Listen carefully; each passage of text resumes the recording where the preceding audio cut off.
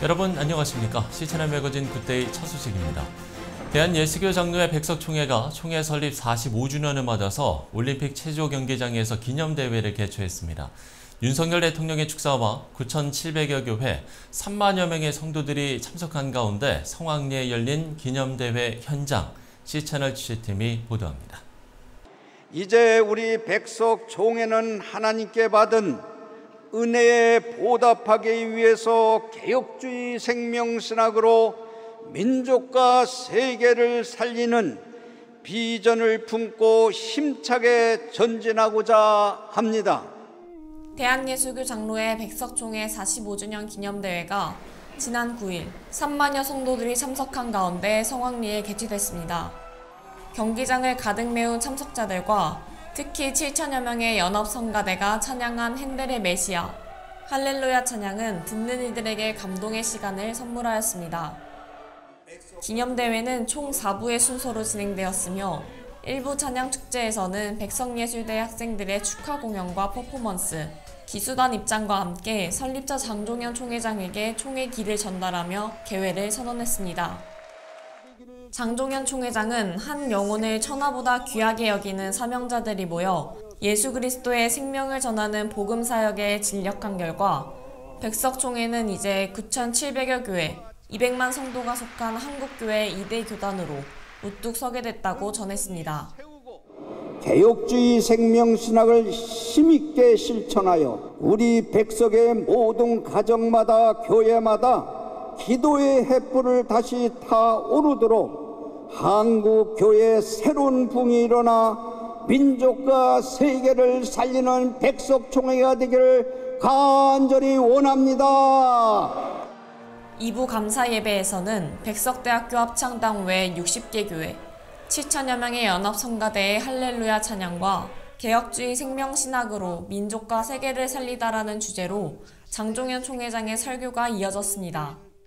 3부 축하 시간에는 해외 순방 중인 윤석열 대통령의 영상 축사가 이어졌습니다.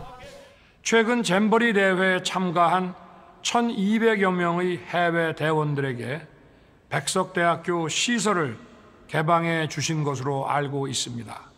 세심하게 챙겨주신 백석총회 관계자 여러분께 깊이 감사드립니다. 예장통합진경총회장 김삼환 목사는 백석총회의 부흥과 발전, 그리고 한국교계에 우뚝 세워주신 이 놀라운 기적을 축하드린다며 축사를 전했습니다. 백석교단 사당동 하나님 축복해 주셨습니다. 하나님께 감사드리고 두말할 것 없이 하나님의 은혜입니다. 하나님께 감사, 영광 올립니다. 또한 극동방송 이사장 김장환 목사와 한교총 대표회장 이영훈 목사도 자리에 참석하여 이번 45주년 기념대회 축하 인사를 전했습니다. 그리고 이어진 4부 비전 선포와 기도회에서는 사랑의 교회 오정현 목사의 새로운 미래를 향한 새로운 토대 비전 메시지가 전해졌습니다. 또한 백석인의 다짐, 비전 선포와 진경총회장 윤호균 목사의 기도회 인도, 다음 세대 축복과 파송식 등으로 45주년 기념대회 대단원의 막을 내렸습니다. 45주년 기를 앞세운 가운데 전국 110개 노회를 상징하는 노회기, 교단 소속 선교사들이 사역하고 있는 56개국 대표기 등 약 200여 개 기가 입장하며 선포된 예장백석 45주년 기념대회. 참석자들에게 특별한 감동의 시간이 되었을 이번 기념대회는 단순한 행사 차원을 넘어 모두가 뜨겁게 기도하고 새로운 미래 비전의 실천을 다짐하는 시간이었습니다. 참가한 백석인들의 다짐처럼 교회와 세상을 위해 소금과 빛의 역할을 감당하겠다는 백석총회에 다가올 45년을 기대해봅니다. 시채널 뉴스 김지윤입니다. 세계 선교 동역 네트워크 감넷이 지난 7일 서울 그랜드 엠베세더 호텔에서 창립 총회를 개최했습니다. 킴넷 상임대표 최일식 목사의 사회로 시작된 이번 총회는 세계 한국인 기독교 총연합회 전기현 대표회장의 축사와 미국 미드웨스트 대학의 제임스 송 총장의 격려사, 회무 처리의 순서로 진행됐습니다. 총회에서 환영사를 전한 최일식 목사는 한국교회와 세계교회 네트워크의 중요성을 강조하며 글로벌 얼라이언스 미션 네트워크 감넷이 전 세계 선교가 하나 되어 일할 수 있도록 조직된 단체라고 전했습니다. 한편 감넷은 미국에 위치한 세계 선교 동역 네트워크 킴넷의 국제사역 집행기구로 한국에 국제본부를 설치하고 선교단체 및 선교사와의 교류를 통해 사역을 이어갈 예정입니다. 한국 결핵 퇴치 운동에 앞장선 로이스 린튼 여사가 향년 96세의 나이로 별세했습니다.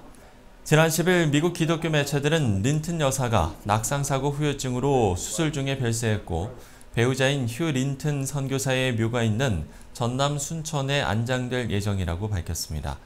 로이스 린튼 여사는 호남 선교의 아버지로 불리는 유진벨 선교사의 사위이자 한남대학교를 세운 윌리엄 린튼 선교사의 셋째 아들 휴 린튼 선교사와 결혼했고 순천 기독교 진료소를 설립해서 한국 결핵 퇴치 운동에 앞장섰습니다. 자녀로는 오남 일녀가 있고 세브란스 병원 국제진료센터 소장이자 한국형 앰뷸런스를 활성화시킨 인유한 박사가 있습니다.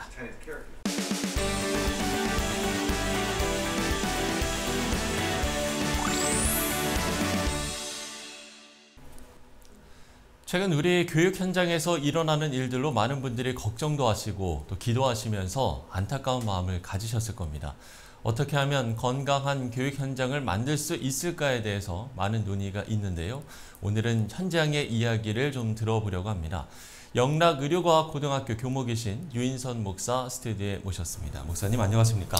안녕하세요. 반갑습니다. 네. 앞서 말씀을 드린 대로 요즘 우리나라 교육 현장에 대한 우려는 사실 좀 높지 않습니까? 글쎄 학생들, 선생님들도 많이 좀 안타까워하실 것 같아요. 이런 분위기는 좀 어떻습니까? 많은 선생님들께서 요즘 나타나고 있는 그런 상황들을 보면서 많이 안타까워하고 계십니다. 예. 실제적으로 학교에서 이제 매일 아침 교사 경건회를 진행하고 있는데 그 경건회 때마다 선생님들이 빠지지 않고 매일같이 그 슬픔을 당한 가정들을 위해 기도하고 있습니다. 기독교 학교가 아닌 비기독교 학교에서는 네네. 신우회를 통해서 또 기독교사 모임을 통해서 많은 이들이 기도하고 또 위로를 나누고 있습니다. 네. 보통 좀 어떤 기도 제목을 갖고 혹시 기도하시는지 나눠주셔도 좋을 것 같은데요. 가장 먼저는 슬픔을 당한 가정을 위해서 기도하고 있고요. 예, 예. 그 다음에 그 선생님들이 당했던 그 아픈 상황들, 그것이 남의 일이 아니라 현재 우리 사회에서도, 우리가 있는 학교에서도 발생하고 있는 많은 사례들이기 때문에 같이 위로와 또한 그것을 극복할 수 있는 지혜를 구하는 기도를 많이 하는 것 같습니다. 실제적으로 학교 안팎으로 많은 민원들이 지금도 제기가 되고 있습니다.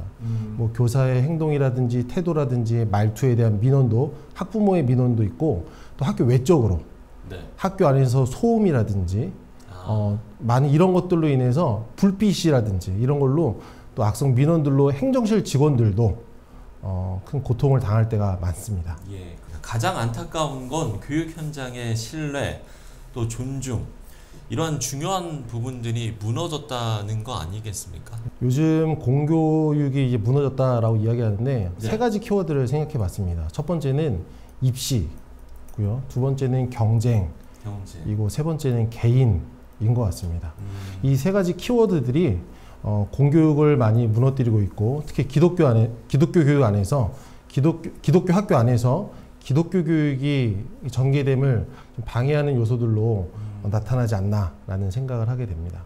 교권 추락에서 오는 우리가 문제, 정말 어떤 내용들인가, 물론 뭐 언론을 통해서도 공개가 되고 있습니다만 현장에 계시니까요. 학생을 지도할 때 이 많은 부분들이 생겨납니다. 저희는 특성화 고등학교여서 아이들이 취업도 하고 진학도 합니다.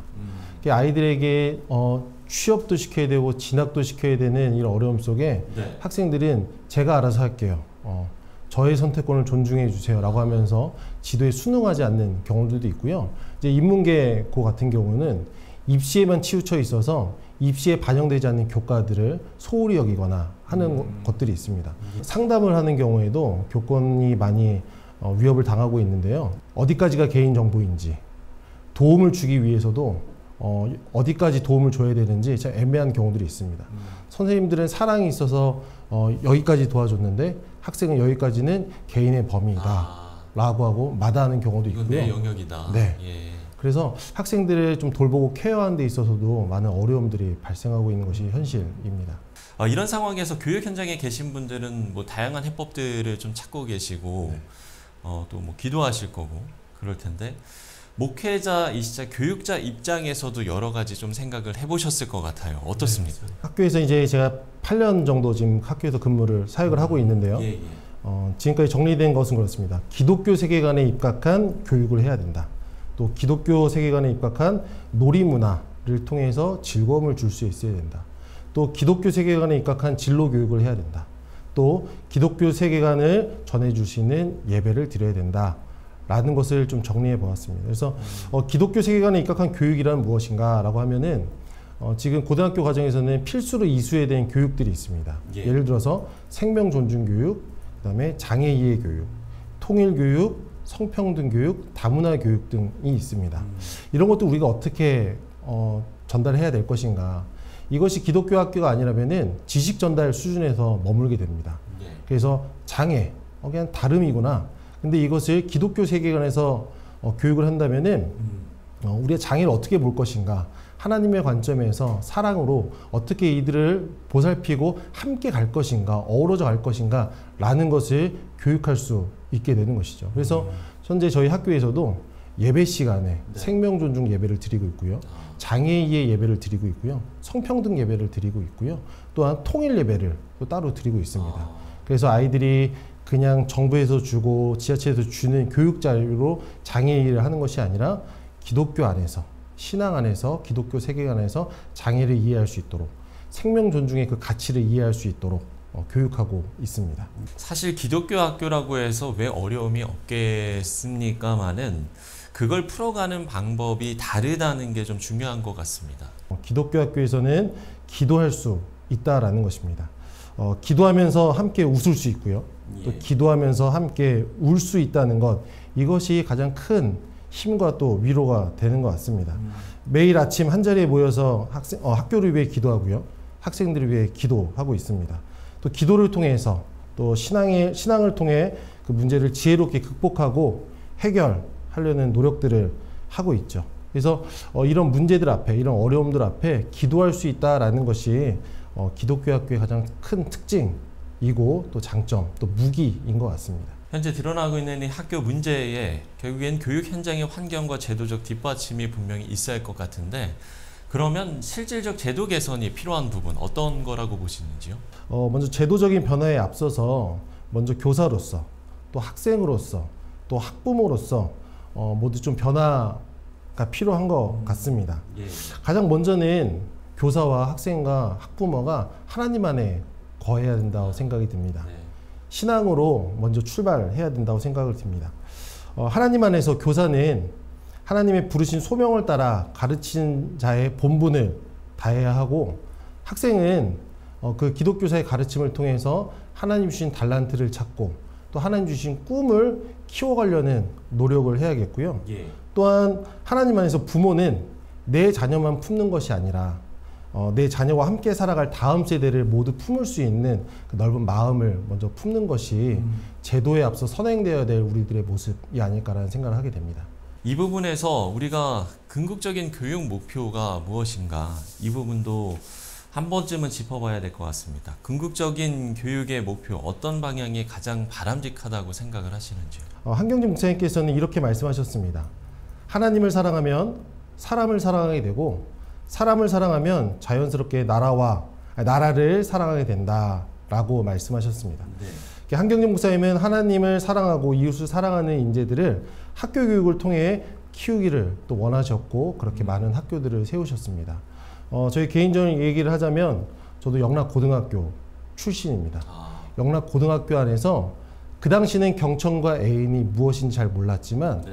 졸업하고 나니 내 안에 경천과 애인이 하나 둘씩 한 겹풀씩 쌓이고 있다라는 걸 느꼈고요. 예, 또한 그것을 통해서 지금 또한 학교에서 학생들을 위해 그 사랑을 전하고 있지 않은가라는 생각을 하게 됩니다. 지금 굉장히 치열한 경쟁 시대를 살고 있잖아요. 예. 스포츠를 예를 들어보면 스포츠는 굉장히 치열한 경쟁을 기반에 두고 있습니다. 그런데 많은 사람들이 그렇게 치열한 경쟁을 좋아하는 이유는 그 스포츠 안에는 존중과 또 사랑이 있기 때문입니다. 치열하게 싸우다가도 마지막에 승자가 결정되면 같이 위로해주고 축하해주는 것이 있기 때문입니다. 지금 우리가 살아가는 시대도 스포츠와 같은 치열한 경쟁 사회인 것 같습니다. 네네. 입시를 비롯해서 많은 것들이 경쟁 사회인데요. 인정받고 선한 영향력을 끼치기 위해서는 이 안에 하나님의 사랑이 있어야 된다고 생각이 듭니다. 경쟁을 안 할 수는 없습니다. 근데 경쟁을 하면서 그 안에서 선한 영향력, 정말 하나님의 인재들을, 기독교적 인재들을 양성하기 위해서는 하나님의 사랑, 또한 그 하나님의 사랑 안에서 이웃을 사랑할 수 있는 그 교육적인 목표가 있어야 또 온전한 또 다음 세대를 잘 세울 수 있을 거라는 생각을 하게 됩니다. 자, 바람직한 교육의 목표, 경천 애인을 강조해 주셨습니다. 앞서 이제 기독교사들이 어떤 또 기도를 하는지 잠시 이제 언급을 해주셨습니다만, 우리 시청자 여러분들께서도 어떤 부분을 좀 중점적으로 함께 기도하면 좋을지 끝으로 기도 제목 나눠주시면서 오늘 대담을 마무리 짓도록 하겠습니다. 지금 이렇게 기도 제목을 자세히 나누는 것은 막 와닿지 않으실 수도 있을 것 같아요. 그래서 간단하게 잘 기억하시기 위해서 딱 5글자로 요약해 보도록 하겠습니다. 5글자요? 네. 기독교 학교입니다. 기독교 학교요? 네. 지금 우리 성도님들이 다니시는 교회 청소년부를 바라보면 많은 생각이 드실 것입니다. 결국은 그 아이들이 교회의 주인이 되고 이 사회를 이끌어가는 그리스도인들이 될 것인데 많이 모이지 못하고 있고 점점 떠나가는 그 청소년들을 바라보실 것입니다. 그런데 기독교 학교는 그 학생들이 자발적으로 모이는 공간입니다. 기독교 학교에 소망이 있다고 이야기할 수 있는 것이죠. 다음 세대를 키우는 곳이 바로 기독교 학교가 될 수 있다라는 것입니다. 주일 1시간, 2시간 만나는 것이 아니라 학교에서는 주 5일을 만날 수 있습니다. 그 안에서 아이들에게 하나님 나라의 가치관을, 하나님의 기독교적 세계관을 전할 수 있고요. 또한 복음을 전할 수 있는 충분한 시간이 있기 때문에 정말 무너져 버리는 그 다음 세대 속의 소망이 기독교 학교라고 생각이 듭니다. 그래서 막연하지만 이 방송을 접하는 성도님들께 기독교 학교를 위해서 기도해달라라는 부탁을 드리고 싶습니다. 5글자로 이야기를 해주셨습니다. 기독교 학교. 네, 기독교 학교에 소망과 희망이 있다라고 이야기를 해주셨는데요. 우리 시청자 여러분들께서도 기독교 학교를 위해서 많은 기도를 해주시면 좋을 것 같습니다. 네, 지금까지 영락의료과학고등학교 교목이신 유인선 목사와 이야기 나눠봤습니다. 목사님, 오늘 말씀 고맙습니다. 감사합니다.